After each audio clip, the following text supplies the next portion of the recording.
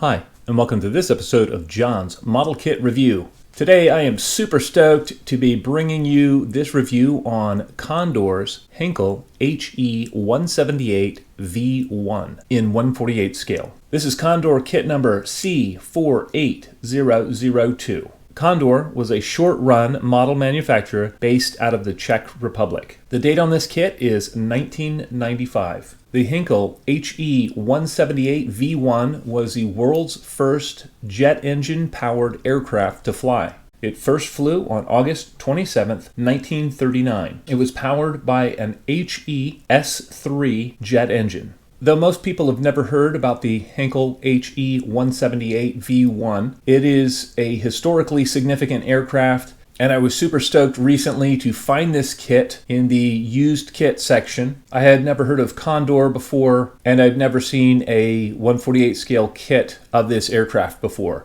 I was happy on both counts. I opened the box and looked at the contents, and it looked buildable, so I thought I would pick it up. Since I got it, I thought it would be fun to do a review on this model kit. In this in-box review, we're going to be taking a look at the kit instructions. We're going to be taking a look at the box art. We'll also be taking a look at the plastic parts that come in the kit. We'll look at the detailed parts. We'll also look at the surface detailing of the major parts. We'll take a look at the clear parts that are included in this kit. And we'll also take a look at the photo etch fret that comes with this kit and the film for the instrument panel backing. And just to give you a scale reference, I have a BF109 shown here with the wing that comes in the kit for the HE 178, and you can see how much smaller the HE 178 is. And it's a very diminutive aircraft. There's not much of a detail painting guide included in the kit. On the back of the box, there's some box art that shows how the interior should be painted and some of the details on the aircraft. And that's kind of a nice touch. Looking at the kit instructions, step 1 covers building the interior, installing it in the aircraft, and basically closing up the fuselage halves, building the wings, installing the tailplanes. This could honestly have been broken up into 4 or 5 different steps, but this is a short run kit, so the instructions really aren't bad, and they're kind of what's to be expected in a kit of this nature. One of the cool things is that it does have a photo etch fret that has the seat belts in it. Some of the cockpit detail, the sidewall detail, is actually made out of these photo etch parts. So they need to be bent to shape and formed such that they will fit inside the cockpit interior. I honestly foresee this being the biggest challenge, kind of figuring out how to fit everything into the cockpit. There's no real locator pins or marks for where things go. This is kind of par for the course for a short run kit, but on kits like these, you really need to take your time and dry fit things. Make sure that everything fits before committing to gluing it. The detail on the photo etch fret is really nice. It's not pre-painted, so it's going to take a little bit of detail painting. Looking at some of the detail parts on the kit, you can see the seat here, and it's fairly thin. It's not bad for a short run kit, and it should look decent through the cockpit clear parts. Looking at the clear parts here, they actually look pretty decent. The clarity will definitely improve with a dip in future floor polish, and it'll be interesting to see how the fit of this part is to the rest of the kit. Step 2 just covers the landing gear and a few other details. And again, there are a few photo etch parts here.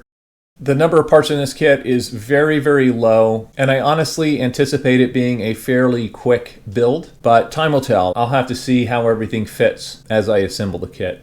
As far as the painting and marking guide goes, there is this 2-view. There's a series of natural metal sections and then the RLM 02 sections. I think the RLM 02 of this period was more of a gray than the later RLM 02, which was more of a gray-green. But I'm going to have to do some research on that. There are no decals included with this kit, even though the box art shows Heinkel printed right underneath the cockpit canopy. There's not even a Heinkel decal on here. Looking at the surface detailing on the major parts, they're going to require a little bit of sanding, they're going to require a little bit of cleanup, and the panel lines that are there are very petite. I may go ahead and scribe the flaps and ailerons a little bit deeper, just to enhance the detail and to help them stand out from the rest of the wing surface and the tail surfaces.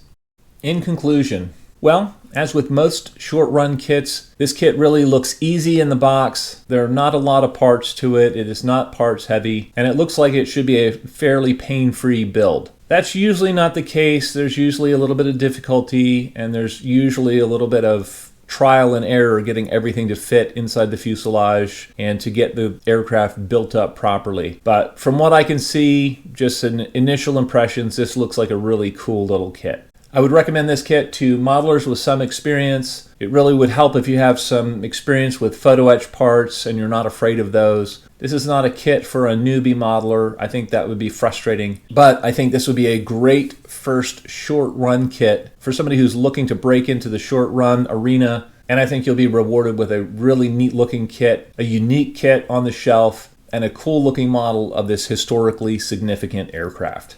All right, I'd love to know what you guys think. If any of you have built the Condor Heinkel He 178 V1 previously, please feel free to share in the comment section below. As always, I hope you found this video entertaining and informative, and until next time, model on.